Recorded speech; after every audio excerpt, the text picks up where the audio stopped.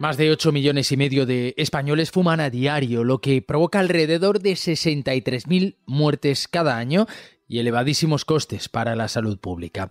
Pese a que en los últimos años ha disminuido el número de fumadores jóvenes, una nueva moda amenaza nuestra salud. Son los vapeadores y las cachimbas. Se trata de prácticas con una baja percepción de riesgo que, sin embargo, pueden introducir sustancias cancerígenas en nuestro cuerpo y además convertirse en la puerta de entrada a la costumbre de fumar. ¿Cuál es la situación de España respecto a otros países de nuestro entorno? ¿Cuánto nos cuesta el tabaco a los españoles? ¿Qué queda por hacer para erradicar el tabaquismo? Hoy en Plaza al Día, tabaquismo, una amenaza a la salud y a las cuentas públicas.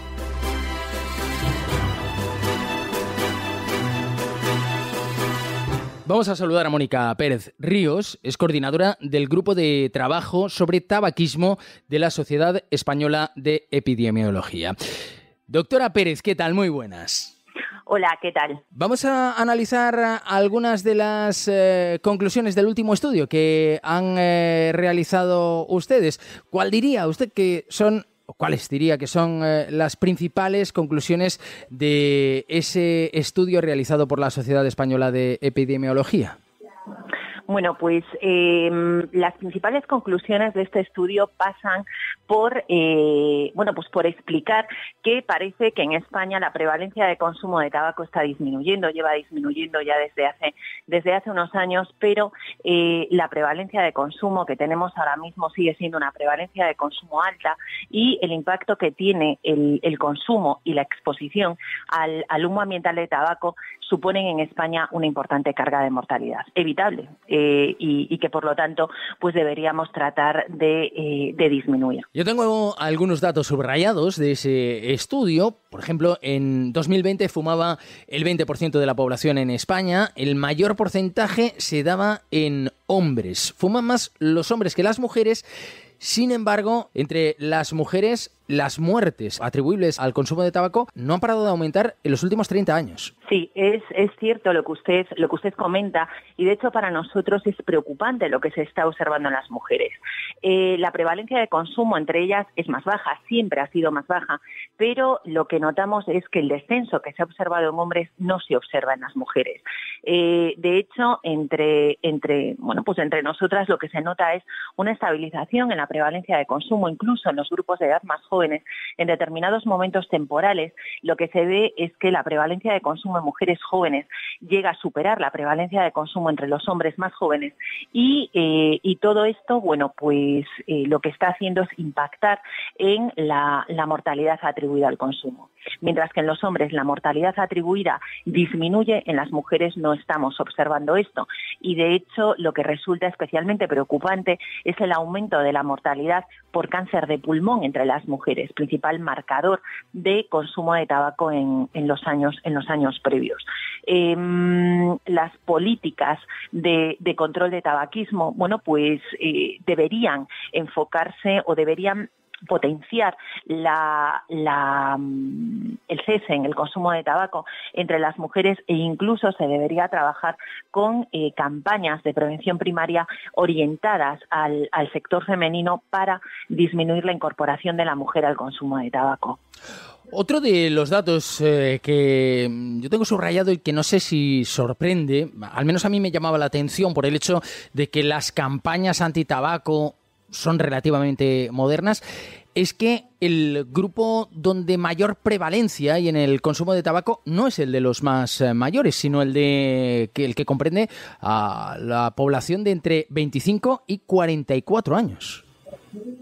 Sí, a ver, piense que dentro de los grupos de edades más avanzadas, ahí ya el número de fumadores, desciende, en parte porque algunos han dejado de fumar, se han pasado de fumadores a exfumadores y porque, la mortalidad atribuida por enfermedades asociadas al consumo de tabaco es especialmente relevante en los grupos mayores de 65 años.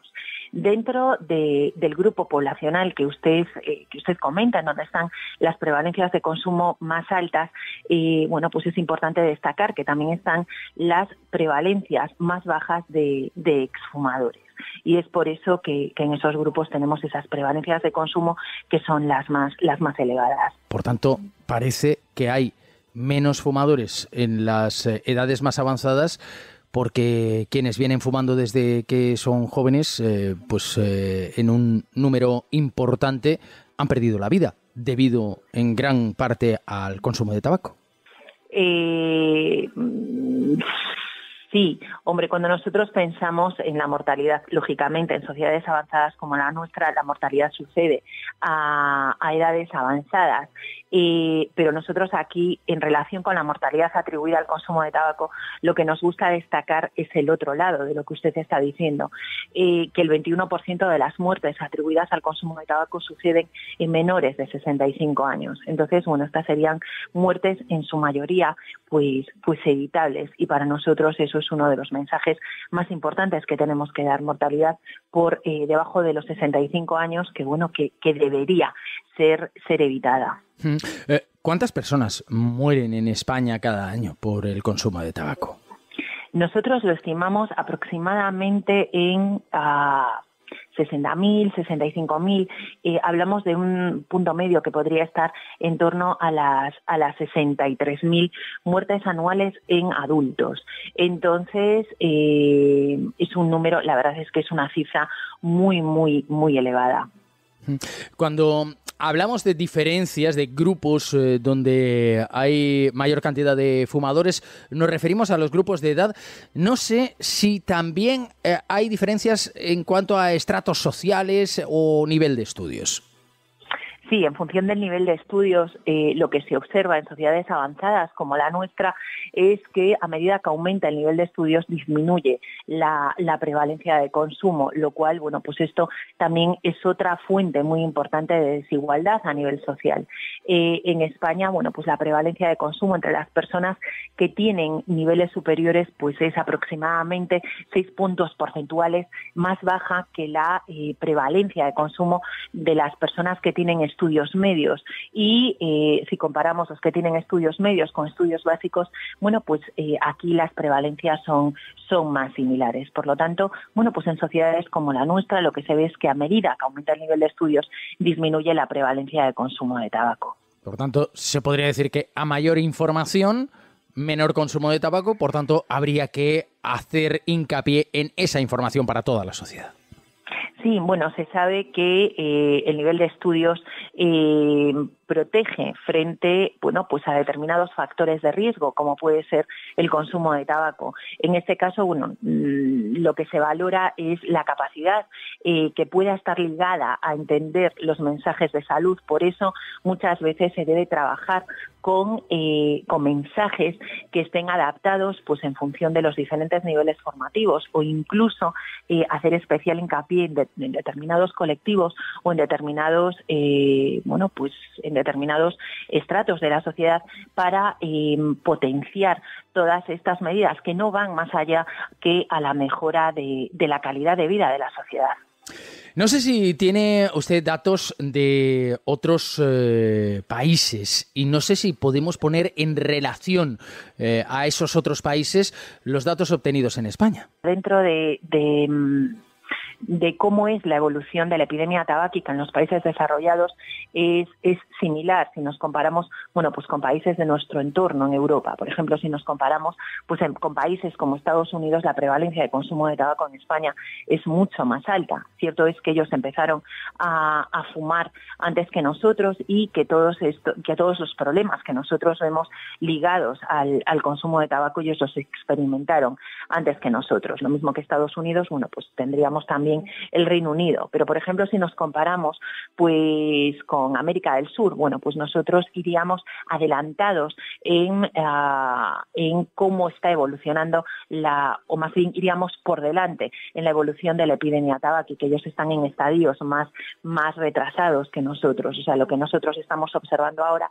ellos lo observarán dentro de unos años. Por ejemplo, en relación con el impacto de la mortalidad atribuida al consumo de tabaco, para nosotros las principales causas de muerte atribuidas al consumo en Europa es el cáncer. En cambio, por ejemplo, en América del Sur ellos siguen teniendo a las enfermedades cardiovasculares como las causas de muerte que producen más mortalidad asociada al consumo de tabaco.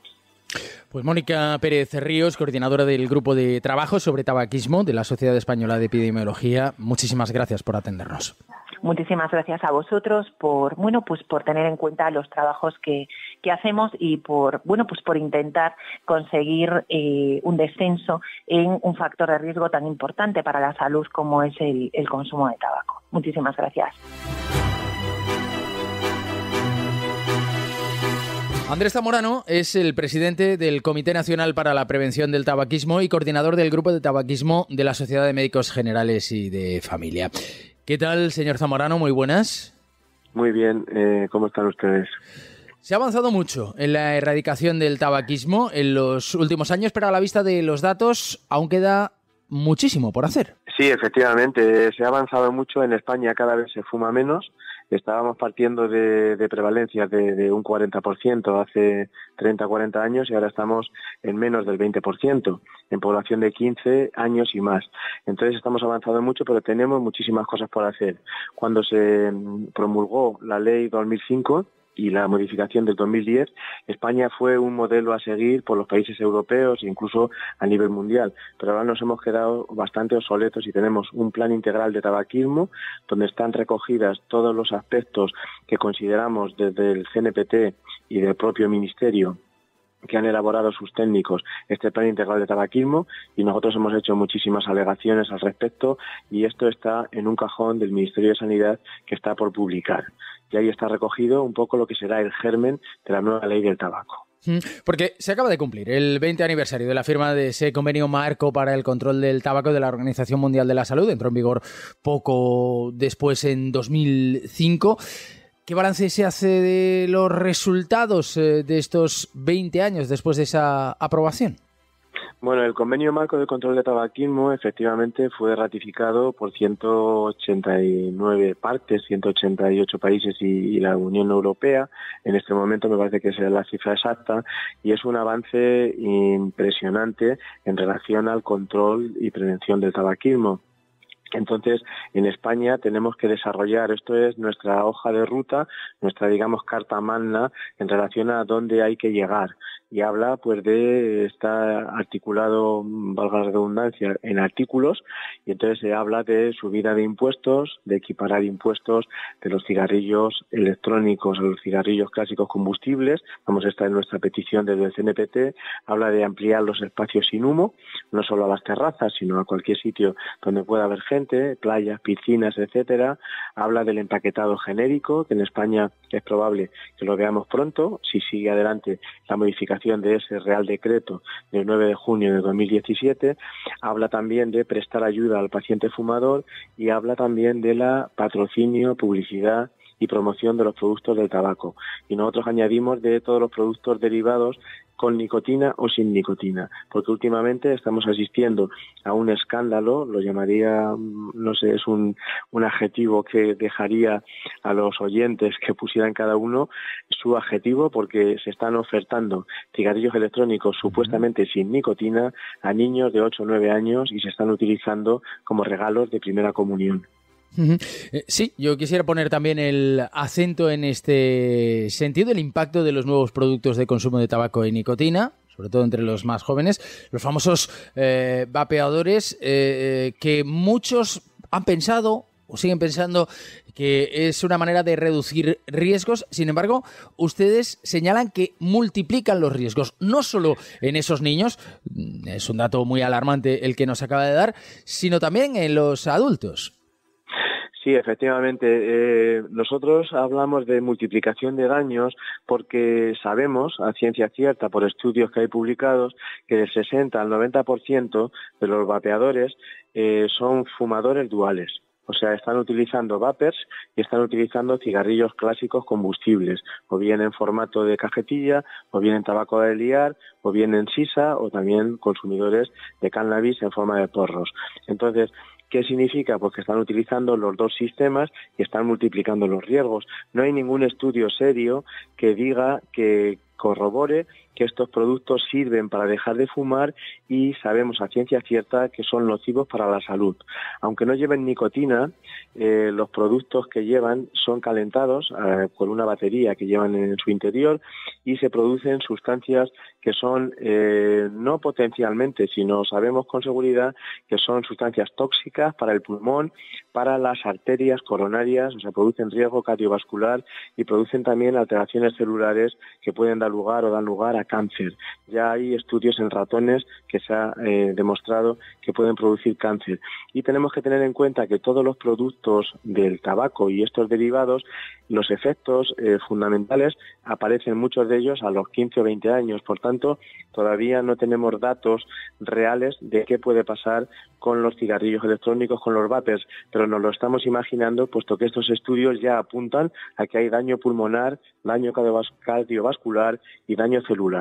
Me parece importante subrayar esto que nos acaba de decir. Sustancias que se utilizan en esos vapeadores pueden no ser nicotina, pero pueden ser otras sustancias que también estén catalogadas como cancerígenas. Entre el 60 y el 90% de los fumadores alterna el tabaco convencional con los vapeadores. Parece que hay una baja percepción de riesgo con estos vapeadores.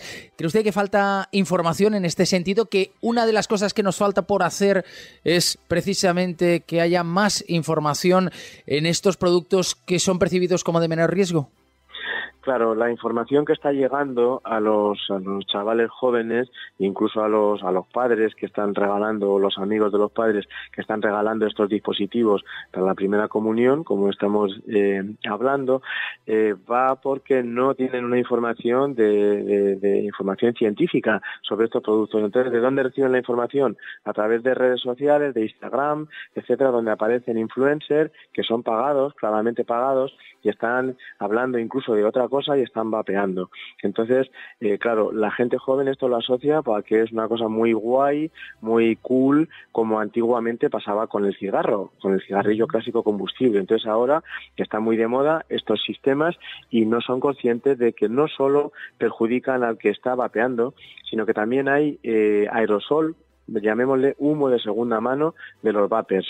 Hay estudios que han demostrado que en locales cerrados donde han estado unas cuantas personas vapeando, las concentraciones de partículas nocivas para la salud están presentes incluso una vez que han pasado horas. Entonces hay unas partículas que son las PM2,5, que son partículas ultrafinas que llegan a partes profundas del pulmón y que esto está presente en los aerosoles de los cigarrillos electrónicos, que recordemos que no es vapor de agua, son aerosoles cuya definición de aerosol es suspensión de partículas sólidas y líquidas. Y en esta suspensión de partículas sólidas y líquidas hay productos nocivos para el pulmón, para el riego, para las arterias coronarias, o sea, enfermedad cardiovascular, cerebrovascular y también enfermedad oncológica. La legislación actual impide la venta de productos de tabaco a menores de 18 años, pero en el caso de los vapeadores, en la mayoría de establecimientos no se menciona ninguna prohibición durante la venta, tampoco advertencia sanitaria en el etiquetado. No sé si hay un vacío legal en torno a estos dispositivos que habría que resolver. Hay muchísimo vacío legal porque tengamos en cuenta que la ley del tabaco, que falta mucho, como acabamos de decir, falta mucho por mejorar, porque nos hemos quedado obsoletos, pero la ley de estos dispositivos, puesto como no llevan tabaco, pues entonces está sujeta a otro tipo de legislación, que es una normativa, una directiva europea de 2014, y que aquí en España se resolvió con un Real Decreto, este Real Decreto que ahora se quiere reformar, del 2017. Entonces hay un vacío legal hasta tal punto que nos ha llegado alguna noticia que en algunos cines, en concreto de Granada, había gente vapeando. Entonces, incluso el empresario, o sea, de muy mala forma, digamos, una interpretación muy mala, decía como que no se podía decir nada puesto que no está prohibido, pero hay cosas que son de sentido común y caen por su propio peso. Actualmente, según la legislación actual, se podría vapear en un restaurante, pero díganme ustedes quién se atreve ahora a sacar un vapor en un restaurante.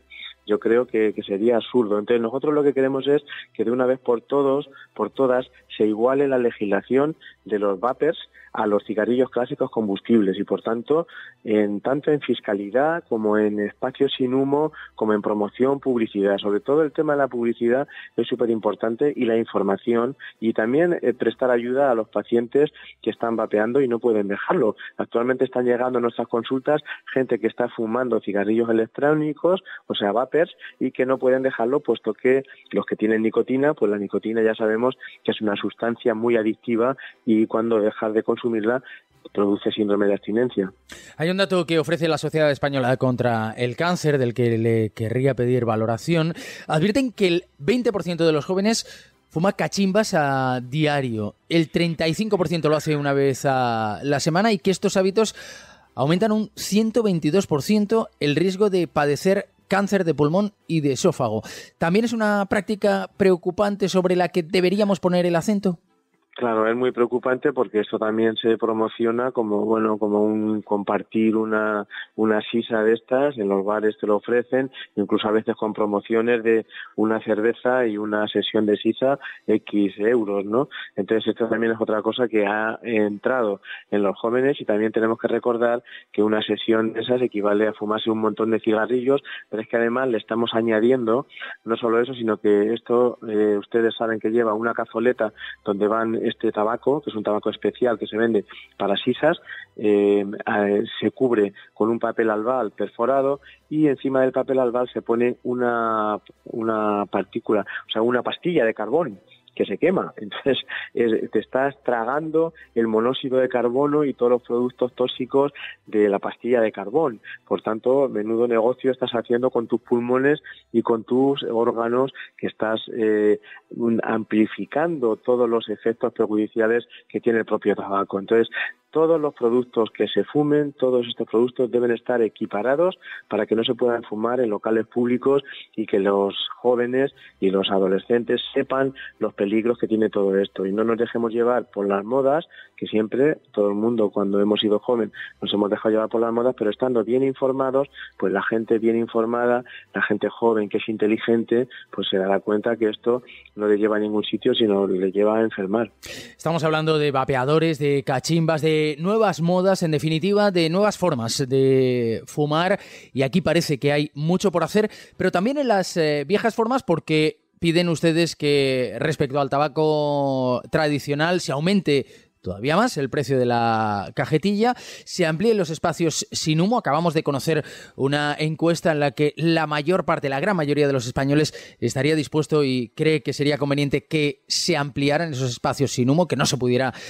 fumar en ninguna zona de terrazas de bares, por ejemplo. Y también piden ustedes que se implante el empaquetado neutro vigente.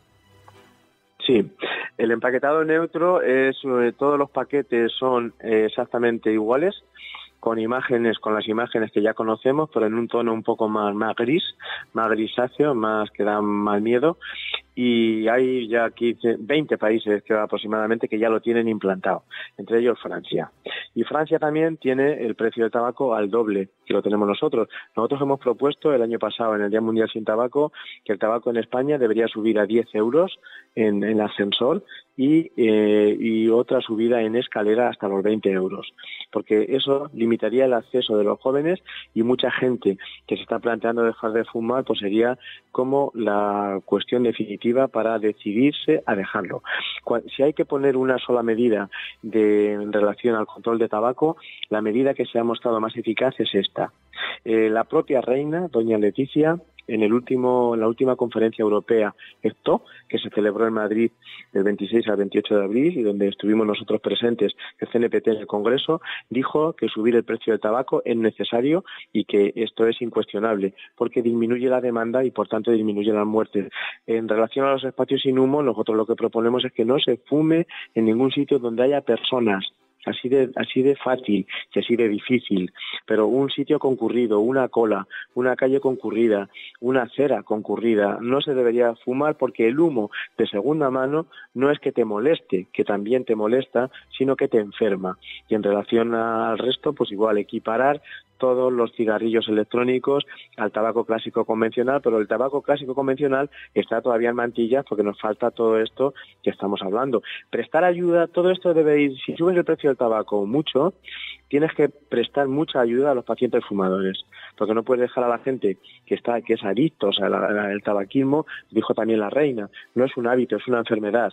A la gente que tiene una enfermedad, pues hay que darle diagnóstico y darle tratamiento. Entonces debe haber profesionales que tengan formación en tabaquismo y cualquier persona de cualquier sitio, de cualquier punto del país, puede decir a su sanitario de referencia: quiero dejar de fumar, y tener las herramientas necesarias con los tratamientos financiados para poder dejar de fumar.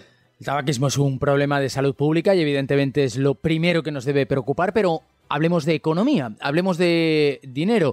Hay una paradoja que tiene que ver con que la propia administración que pone en marcha campañas antitabaco recauda mucho dinero cada año, 9.000 millones de euros cada año con las ventas del tabaco.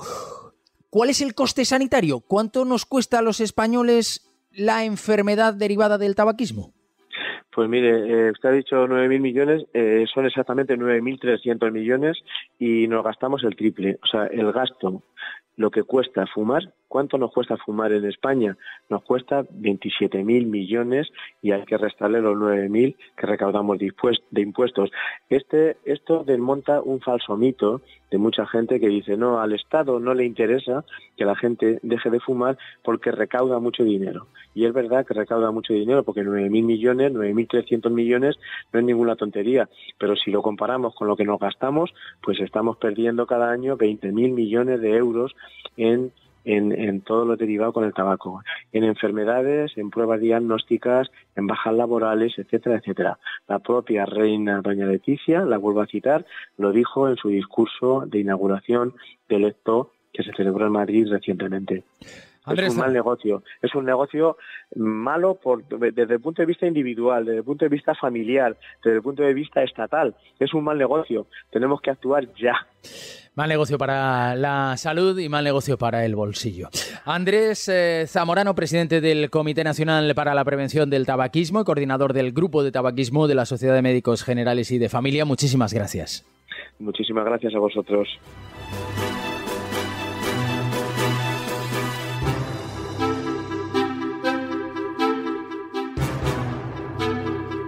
Hoy es un día como cualquier otro y cualquier día es bueno para dejar de fumar. Ya saben que Plaza al Día es el daily de las cabeceras de Plaza. Pueden encontrarlo en ellas de lunes a viernes y también en las principales plataformas de podcast donde pueden suscribirse y enviarnos sus comentarios.